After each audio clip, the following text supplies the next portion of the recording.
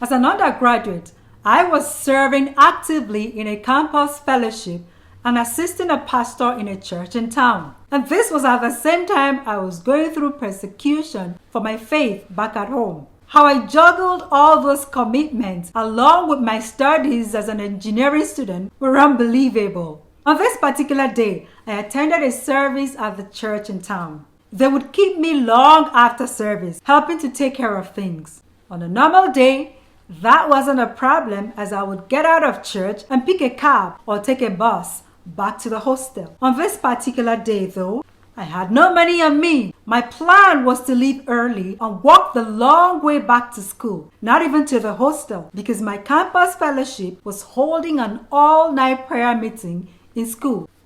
Unfortunately, my plan to leave early didn't work. I was in church until it was so late. We got out of church and everyone went their various ways home. I had to walk all the way to school along a deserted road. No, I didn't ask for help because I never did. I believed that God could prompt someone to help me if he felt I needed it. And if he didn't, then I would be fine. It was a dark and dreary night, and I was walking that long, endless stretch of road all alone. I was tired, and at a point, I thought in my mind, what if a car just showed up and took me to school? Few minutes later, and a car pulled up in front of me. It was the only car on that road, and I was the only one there. The driver called out as I tried to walk past, "Where are you going?" I told him, and he said, "Get in, I'll take you." I said, "I don't have any money to pay you." And he said, "Not to worry." Typically, I would never enter a stranger's car, least of all at that ungodly hour of the night. We have heard tales of girls kidnapped and raped and all kinds of horror stories that would discourage anyone in my shoes from daring such an adventure. But that night, I felt no fear and didn't even think twice about it. I just got in and sat down, waiting as he drove along for him to start the small discussions guys take up with girls.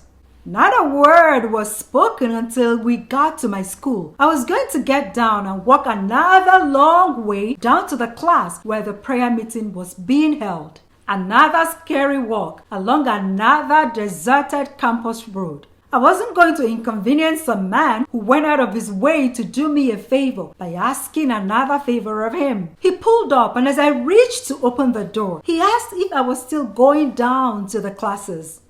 I said yes. He said not to worry, I'll take you. I sat back, thankful and grateful, until he pulled up by the entrance to the building where the vigil was holding. I said thank you and got off. But as I walked toward the class, I felt, what a kind man, not looking for anything, just out to help. Maybe I should ask his name, just in case our paths crossed again. I turned back, but there was no car. I looked all the way along that long stretch of darkness, and there was no real lights or any lights whatsoever. Immediately, fear gripped my chest, and I ran all the way to the third floor where the vigil was holding and knelt in shock that night, trying to comprehend what just happened. It wasn't until much later that it dawned on me I was helped by an angel. God overheard my thought and sent his angel to my aid. Till date, that remains one of my unforgettable God encounters.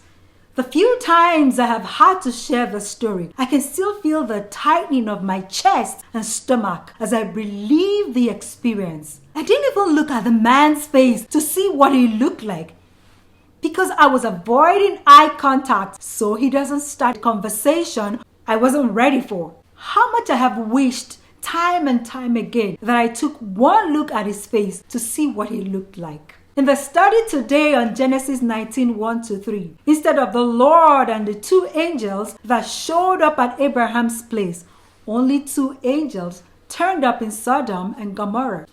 Just like his adopted father, Lot goes over to these strangers and offers them refuge and food. Considering the history of that city, Lot knew how unsafe it was for them to spend the night outdoors. Even when the men refused the offer, Lot insisted until they accepted to spend the night in the safety of his home.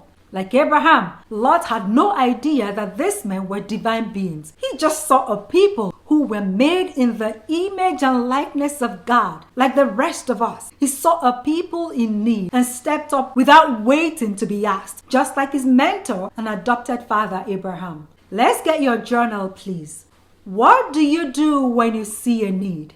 When we were kids, if we saw something that needed to be done, we quickly changed direction. Because you'd be in trouble with my mom if you saw it and didn't take care of it. It was always easier to claim, I haven't been that way, which was an indirect way of saying, I did see it, without telling a lie, because that was a big deal at home. Do you turn the other way so you are not bothered by what you don't see, or rather, what you have refused to see, or even better put, you are not bothered by what you are choosing to ignore? When Abraham saw the three men, without knowing it was God and his angels, he walked up to them and offered help. When Lot saw the angels, without realizing who they were, he equally walked up to them and offered help.